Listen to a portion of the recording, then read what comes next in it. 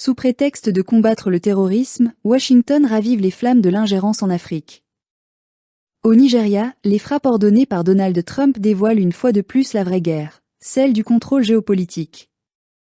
Et pendant que Tinubu se tait, les peuples, eux, comprennent enfin qu'aucune puissance étrangère ne bombarde par amour.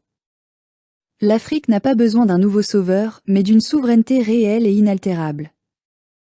Nous regardons avec colère, mais aussi avec lassitude, la répétition du même scénario. Chaque fois qu'un dirigeant occidental parle d'aider l'Afrique, c'est toujours au nom d'une cause noble, la lutte contre le terrorisme, la défense des droits de l'homme, la protection des chrétiens ou des minorités. Mais derrière ces beaux discours se cache toujours la même logique, celle des intérêts, des calculs électoraux et de la domination. Ce que Donald Trump vient de faire au Nigeria, sous prétexte de combattre les djihadistes, ne fait que raviver cette blessure ancienne que nous, Africains, portons depuis des générations, celle d'un continent qu'on bombarde pour le sauver. Et pourtant, nous savons lire entre les lignes. Quand un président américain ordonne des frappes sur le sol africain le jour de Noël, il ne s'agit pas de compassion, mais de communication. Derrière le discours religieux, il y a un message politique, flatter son électorat chrétien, séduire une base électorale américaine profondément marquée par la peur de l'islam et surtout, redessiner le champ d'influence géopolitique au cœur d'une Afrique de l'Ouest en pleine mutation. Car l'enjeu n'est pas le Nigeria. L'enjeu, c'est la Chine. C'est la Russie. C'est l'AS. C'est le contrôle de ce nouvel échiquier africain qui échappe de plus en plus à l'Occident. Et le Nigeria, ce géant démographique, économique et militaire, est désormais le dernier bastion stratégique que les États-Unis veulent garder à tout prix. Trump, comme ses prédécesseurs, ne parle pas d'Afrique. Il parle à ses électeurs, à ses industries d'armement, à ses partenaires financiers. L'Afrique n'est qu'un théâtre, jamais la scène principale. Mais le plus douloureux dans tout cela, c'est de voir nos propres dirigeants se prêter à ce jeu dangereux.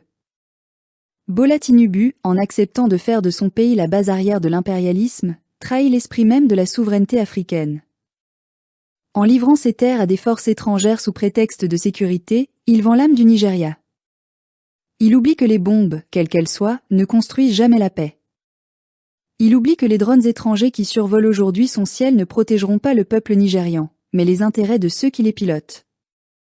Ce n'est pas la première fois que le prétexte du terrorisme sert de couverture à une mainmise géopolitique. Le Mali, le Niger, le Burkina Faso ont compris cette vérité au prix du sang. Ils ont choisi de dire non, de se libérer du joug occidental. Et pour cela, ils ont été punis, diabolisés, isolés.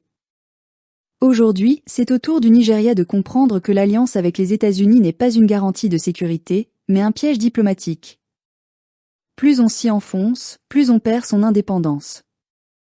Le terrorisme, disons-le, est devenu un commerce. Un commerce d'armes, de peur et d'influence.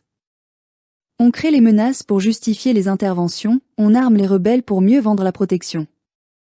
Et les peuples, eux, ne gagnent rien, si ce n'est plus de morts, plus de pauvreté, plus d'humiliation. Ce que nous voyons aujourd'hui au Nigeria n'est pas une opération militaire, c'est une mise en scène impériale. Mais il y a quelque chose qui change. Ce qui faisait autrefois trembler les peuples africains, ce sont aujourd'hui les peuples occidentaux qui commencent à le remettre en question. Car même au sein des États-Unis, des voix s'élèvent pour dénoncer l'absurdité de ces guerres sans fin. Et en Afrique, la jeunesse, connectée, éduquée, informée, ne croit plus à la fable du sauveur blanc. Nous savons que personne ne viendra nous libérer à notre place. Nous devons donc repenser notre rapport à la sécurité. Une Afrique forte ne se construit pas avec des bases étrangères, mais avec des armées souveraines. Une Afrique libre ne s'impose pas par les bombes, mais par la connaissance, la technologie, la solidarité entre nations.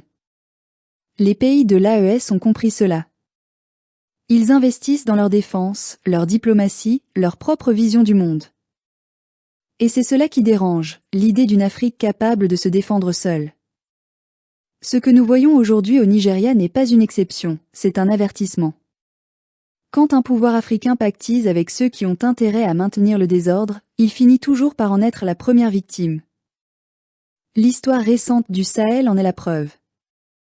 L'Afrique n'a pas besoin de protecteurs, elle a besoin de partenaires. Elle n'a pas besoin de missiles, elle a besoin de justice. Nous devons sortir de cette dépendance mentale qui nous fait croire que notre salut viendra d'ailleurs. La dignité d'un peuple ne se négocie pas, elle se construit. Et si le Nigeria veut redevenir le phare du continent, il doit rompre avec cette politique de soumission. Il doit cesser d'être le gendarme de l'Occident et redevenir le défenseur du peuple africain. Parce qu'au fond, tout se résume à une question de courage. Le courage de dire non aux alliances toxiques. Le courage de refuser que des étrangers dictent notre sécurité, nos lois, nos vies. Le courage d'assumer notre destin, enfin. Nous ne demandons pas la guerre, nous exigeons la liberté. Nous ne rejetons pas les peuples d'ailleurs, mais nous refusons qu'ils dictent notre avenir. Nous voulons que l'Afrique cesse d'être un champ de bataille et devienne un continent d'équilibre. Et cela ne viendra pas des bombes de Trump, ni des promesses creuses de Tinubu, mais de nous, peuples africains debout, conscients, décidés à écrire notre propre histoire. Parce que la vraie victoire ne sera jamais celle des armes. La vraie victoire, ce sera celle des peuples.